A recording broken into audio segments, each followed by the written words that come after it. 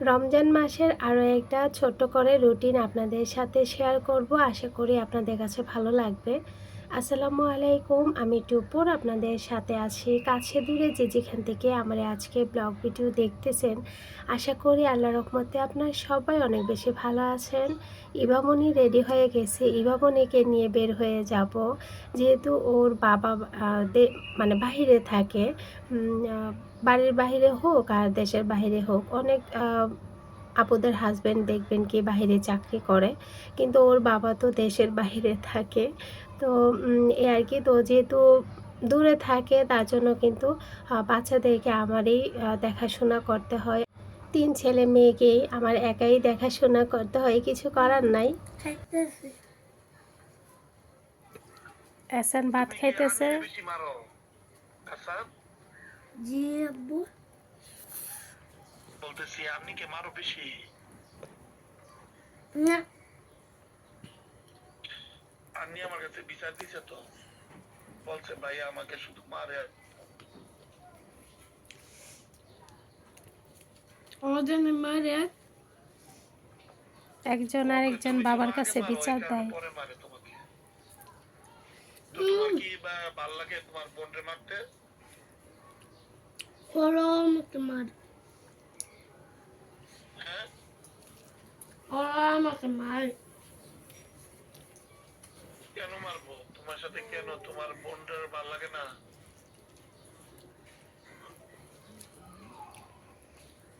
তোমার বোনটারে প্রাইভেট থেকে আসে একবারে মানে কি বলবো, কিছু বলার না, অনেক খারাপ লাগতেছে। তো এহসানকে বললাম তুমি নিজে নিজে খাও, এখন আমি খাওয়াই দিতে পারবো না।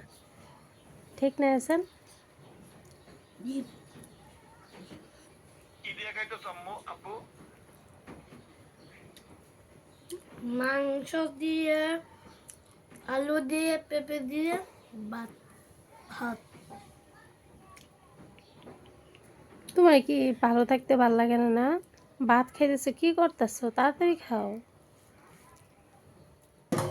এহসান তো ভাত খেতে খেতে ওর কথা তো শুনতেই পেলেন, ও আর ওর বাবা কথা বলতেছে। তো ওকে বলছিলাম মানে ওদেরকে দিয়ে এসে তারপর এহসানকে নিয়ে আসছিলাম। তো আসার পর আমি আর মনে করেন যে অন্যদিন খাইয়ে দিই, আজকে আর খাওয়াইতে পারতেছি না। আমি বললাম কি তুমি নিজে খাও, না খেলে নাই। মনে করেন যে পাগুলা খুলে পড়ে দিতেছে এরকম লাগতেছে। তো আমার পাশে বসে ভাত খাচ্ছিল আর আপনাদের ভাইয়া ফোন দিয়েছিল, তো কথা বলতেছে। তো একজন আরেকজন আর কি বিচার দিতেই থাকে সব সময়। তো সব বিচার আমার কাছে তো যায়, আবার দেশের বাহিরেও যায়, ওদের বাবার কাছেও বিচার যায়। তো বিচার করতেছে আর কি, আন্নি বিচার দিছে বাবার কাছে, এখন আবার এহসানের বিচার করার জন্য আর কি জিজ্ঞেস করতেছে যে তুমি এগুলা করছো নাকি। তো বলতেছে একজন আরেকজনের নামে নালিশ দিতেছে। তো ছোটো থাকতে এগুলা চলতে চলতে সবসময় দেখবেন কি একইভাবে বিচার এরকম মানে চিল্লাচিল্লি ভালো লাগে না। আর আমার তো মাথা ব্যথা, তারপর চোখের ব্যথা, সবসময় এই অভ্যাসটা সবসময়ই আছে। তো তার জন্য আমার বিরক্ত লাগে, কত আর ঝগড়াঝাটি করবো। আর ছোট ছোট ভাই বোন থাকলে হয়তো সবারই এরকমই হয়। তো আমি যখন বাইরে গিয়েছিলাম, তো এখানে আমি নিয়ে আসছিলাম আটা, ডিম, মানে এগুলো শেষ হয়ে গেছে, যা যা শেষ হয়ে যায় ওর দিনে অনেকবার তো বের হয়, তো ওগুলা নিয়ে আসি আর কি। তো আমি আটাগুলা বক্সে রেখে দিলাম, যেহেতু রোজার মাস হলে কী হবে, আমাদের বেশিরভাগ রুটি খাওয়া হয়, তো তার জন্য আটাটা লাগে। আজকে ভাবছি যে নান পরোটা বানাবো, তো তার জন্য এখানে যে অল্প করে আমি লবণ, স্বাদ মতো লবণ, অল্প করে আমি ইস্ট দিলাম। তো ইস্টটা না খুবই অল্প ছিল, তো যতটুকু এই মনে করেন যে চিমটি দিয়ে যদি 1 চিমটির মতো হয় আর কি, তারপরে ইস্টটা ভালো ছিল। তো ডিপ ফ্রিজে রেখে দিয়েছিলাম। আর এদিকে হচ্ছে আমি স্বাদ মতো লবণ আর একটু সয়াবিন তেল দিলাম, দিয়ে পানি দিয়ে, কুসুম গরম পানি দিয়ে ডোটাকে গুলিয়ে এখন আমি রেখে দিব আর কি। তো রেখে দিয়ে তারপর কি বলে রেখে দিয়ে তারপর রেস্টে রেখে দিব আর কি। রোজার মাসে হলে কি হবে, কিভাবে যে সময়গুলো চলে যায় বুঝতেই পারি না, কখন যে ইফতারের সময় হয়ে যায়। তো এই তো আমি এইখানে হালিম আজকে তৈরি করব, তার জন্য হালিমের ডালটাকে আমি গরম পানি দিয়ে ভিজিয়ে রেখে দিয়েছি। তো রেখে দিয়ে তারপর মুরগি দিয়ে রান্না করব, কারণ এখানে ম্যাম আসে, তো এখানে ম্যামকেও দিব। গরুর মাংস দিয়ে রান্না করলে তারা খাবে না, তার জন্য মুরগি দিয়ে রান্না করব। আর তারপর সব কিছু রেডি করে আমি ইভান্নিকে প্রাইভেট থেকে নেওয়ার জন্য আবার চলে আসছি। তো এই যে দেখেন দুই বোন মনের সুখে হাঁটতেছে। আমার যে কত কষ্ট হয়, একটু লেট হলে বলবে আম্মু তোমার এত লেট হয়েছে কেন। তো আমার যে কত কষ্ট হয় আসা যাওয়াটা, সেটা তো আর বোঝে না। আচ্ছা, একজন আপু আমাকে লিখছিল যে এটা কোন জায়গা আর কি। তো আপু আপনি যেটা বলছিলেন ঠিক সেই জায়গাটাই, যদি আপু ভিডিওটা দেখে থাকেন। যেহেতু এটা পাবলিক প্লেস, আমি বলতে চাচ্ছি না নামটা, কিন্তু আপনি কিন্তু নামটা বলেছিলেন। হ্যাঁ হ্যাঁ আপু ঠিকই বলছেন, এই জায়গাটাই এটা। তো এই তো। আর আন্নি দেখেন দুষ্টুমি করতেছে। কিছু আপু বলেন আন্নি আর এসানকে অনেক দিন ধরে দেখি না।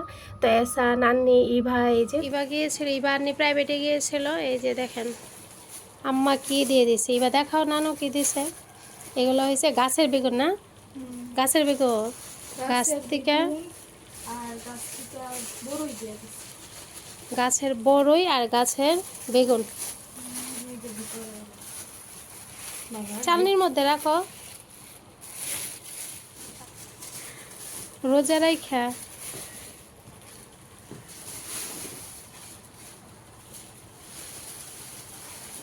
এই বড়ই দিয়ে কি গাছের, গাছের বড়ই, গাছের বেগুন।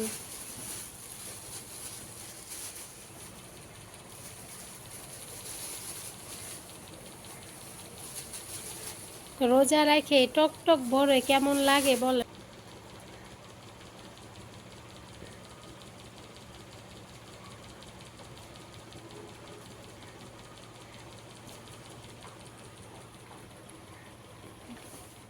আমাদের ইফতার তো আপনারা দেখবেন, তো আপনাদের ভাইয়ার ইফতার দেখেন আজকে কি করেছে। এখানে ছোলা বোনা করেছে, আর এখানে মালটা, আর আছে এখানে সালাদ, খেজুর, এগুলো আর কি। তো আপনাদের ভাইয়া সবসময় ফল সালাদ এগুলো অনেক বেশি পছন্দ করে। আর এখানে ভাত নিয়েছে আর তরকারি নিয়েছে, কি যেন একটা তরকারি রান্না করেছে। আর এখানে সালাদ পাতা আছে, এগুলোর নাম কি আমি জানি না।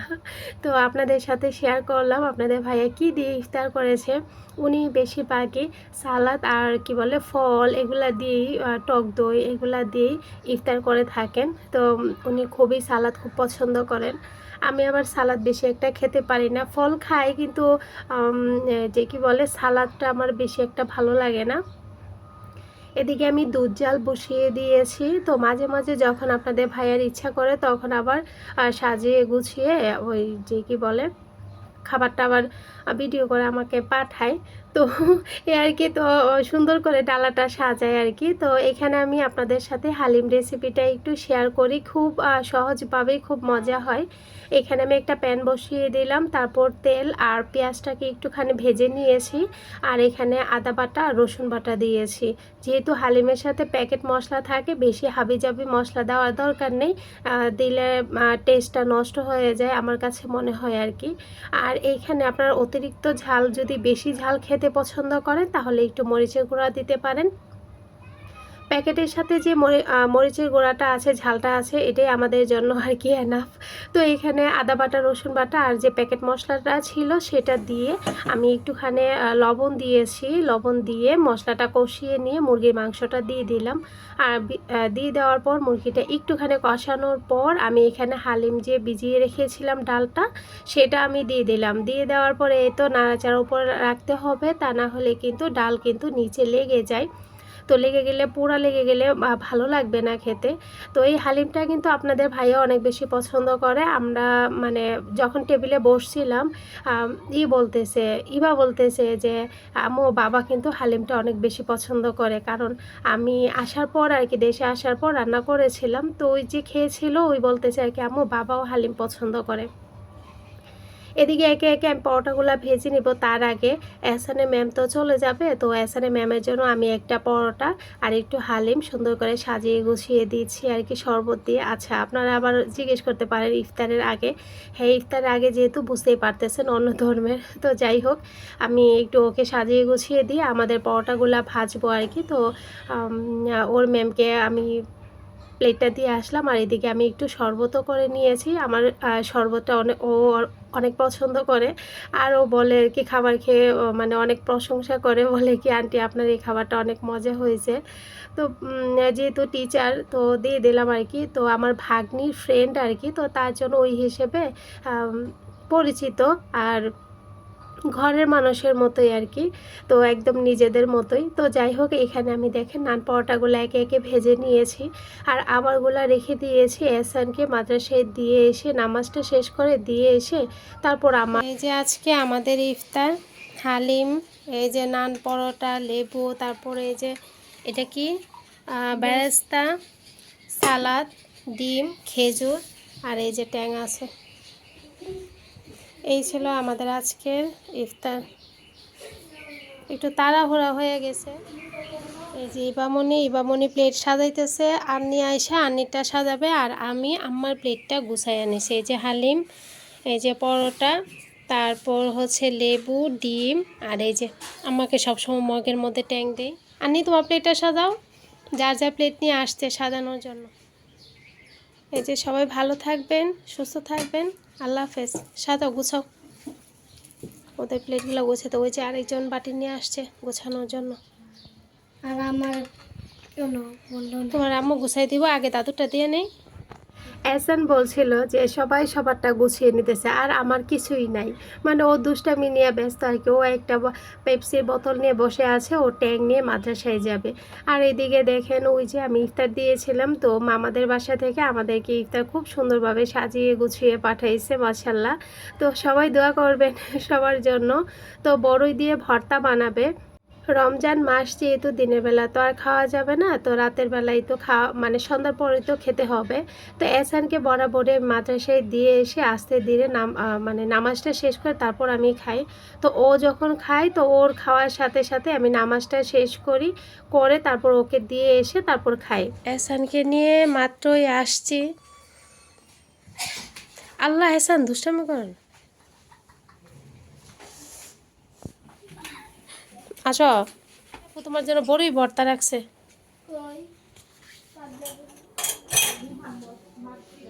এহসান দেখেন খাবারটা নিয়ে মাদ্রাসায় চলে গেছে, এখন আবার এই যে চানাচুর নিয়ে আসছে।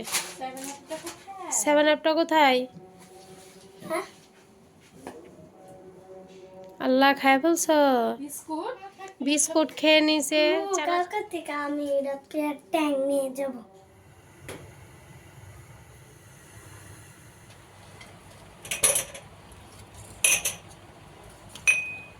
যারা এই পর্যন্ত আমার সাথে এসেছেন সবাইকে অসংখ্য ধন্যবাদ। সবাই আমাদের জন্য দোয়া রাখবেন, আপনাদের জন্য মন থেকে অনেক দোয়া এবং ভালোবাসা।